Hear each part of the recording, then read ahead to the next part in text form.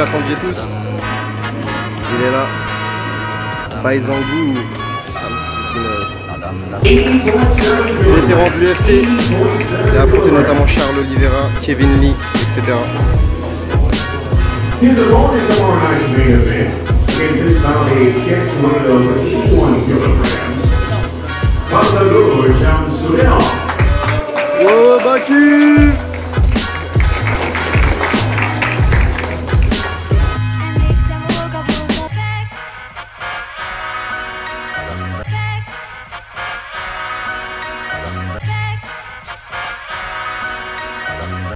An identical 80.7 kilograms, 80.7 kilos.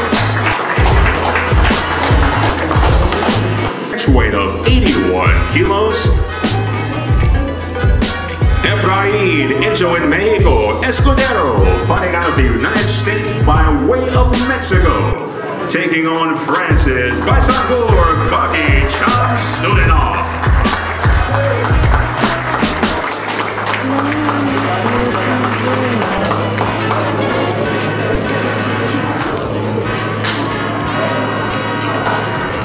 Ladies and gentlemen, that officially concludes the weigh-in process for the 16th edition of the Aris Fighting Championship. We'll see you tomorrow night. Our first bout scheduled for 1900, 7 p.m. Paris time at Le Dôme du Paris. Aujourd'hui on se retrouve avec Baïzangour Shamsudinov un an après notre dernière interview. Donc tout d'abord, comment vas-tu Baïzangour? Question classique, et comment te sens-tu à l'approche du combat? Franchement je me sens bien, ouais. Là on va combattre demain. Exactement. On s'est pesé aujourd'hui, la recharge est déjà en route, donc j'ai hâte d'être demain. Ouais, en tout cas ça fait plaisir de te revoir Baïzangour sur la chaîne, ça fait très longtemps. La dernière interview on était revenu sur ton parcours, etc. On n'a pas pu parler de tes combats, etc. Enfin en détail. Comment tu t'es préparé mentalement et physiquement pour ce combat? Alors là pour ce combat j'affronte un gars qui est très expérimenté, il a gagné le TUF à l'UFC. Ouais exactement, il a affronté Oliveira.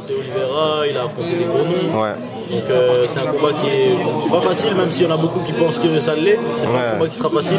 Donc j'ai hâte d'y être parce que ça va être encore une fois une confirmation du destin si je gagne et un retour à la réalité. Si exactement. J'ai hâte d'y être. Exactement. Ouais. C'est un peu la nouvelle génération contre l'ancienne génération. J'ai vu que ton adversaire, il avait affronté Kevin Lee, des gros lutteurs, etc. comme ça. Il avait aussi battu des gros noms comme Drew Dober, des personnes comme ça. Comment vas-tu gérer ce combat? Parce qu'on sait que tu es fort en striking, tu es fort en lutte et tout, de par ton judo, enfin tout ce qui est sol, tu es fort. Comment vois-tu ce combat? Alors je pense que ça va être un combat qui va être intéressant parce que déjà moi je suis aussi un bon lutteur. Donc on va avoir pour la première fois entre guillemets un combattant qui serait censé être meilleur que moi en lutte, parce qu'il a prouvé, etc. Donc déjà pour ça je suis content parce que ça va être un gros test, une bonne opposition. Exactement. Et après bien sûr je vais aller chercher dans d'autres domaines, dans ma jeunesse, dans ma hargne. Yes. Et je pense que je vais arracher la victoire, Inch'Allah. Et on savait que ce combat allait être, il devait être à la base pour le titre. Comment ça se fait qu'il n'est pas pour la ceinture de l'Ares? Qu'est-ce qui s'est passé? Alors malheureusement mon adversaire, pour des soucis de santé, je crois qu'il n'arrive pas à faire le poids à 67 kg. Donc au lieu d'arriver et de ne pas faire le poids jour J, on a décidé de mettre en place un catchweight, ce qui faciliterait la tâche déjà pour qu'il puisse faire le poids tranquillement et pas qu'il soit là et à être entre guillemets un peu humilié parce qu'il a raté. Donc on a décidé de faire un catchweight, même si la ceinture elle saute. Déjà j'ai une confirmation que je combattrai pour la ceinture juste après. Donc, si tu gagnes du coup. Si je gagne. Ouais, exactement. Donc la dernière fois qu'on s'était vu, c'était il y a plus d'un an. T'étais pas aussi médiatisé. On commençait déjà à parler de toi. Comment gères-tu ce côté médiatique? Parce qu'on te voit beaucoup sur les médias, sur Twitch, on te voit partout sur YouTube et tout. Comment toi tu gères ça en tant que combattant? Alors il faut savoir que nous les combattants, notre image c'est un peu comme un business. C'est-à-dire qu'il y a beaucoup de gens qui vont être là et qui vont dire pourquoi tu fais des vidéos et t'es là, nous on veut juste voir du combat et c'est tout. Mais en fait c'est comme dire à un gars pourquoi tu fais ta publicité pour ta peinture machin, pourquoi tu peins pas et tu fermes ta gueule. C'est complètement bête. Nous les combattants on a besoin de manger, on a une entreprise, donc Bien sûr, il faut apparaître sur les réseaux sociaux, il faut gérer son image, surtout entre les combats. Parce que nous, pendant les combats, c'est vrai qu'on est médiatisé par l'organisation en elle-même, mais entre les combats, il ne faut pas non plus être inexistant. Il faut que le public pense à nous. Donc forcément, j'apparais sur des vidéos sur YouTube et ça marche plutôt bien. Ouais. Et qu'est-ce que toi, tu penses personnellement de cette médiatisation? Tu kiffes d'apparaître dans les vidéos des gens, de participer à la médiatisation du MMA en général, tu vois, parce que c'est notamment grâce à toi en France, tu es un des combattants les plus populaires aujourd'hui en France avec Cédric Doumbé, Cyril Gane, etc.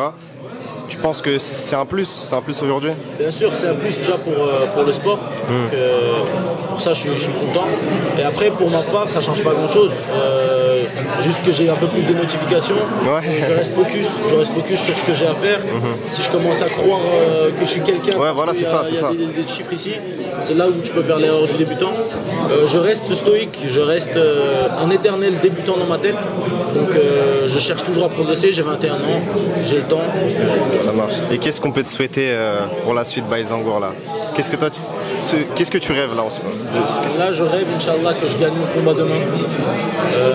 Qu'ensuite je puisse un petit peu me reposer, que je puisse bien manger.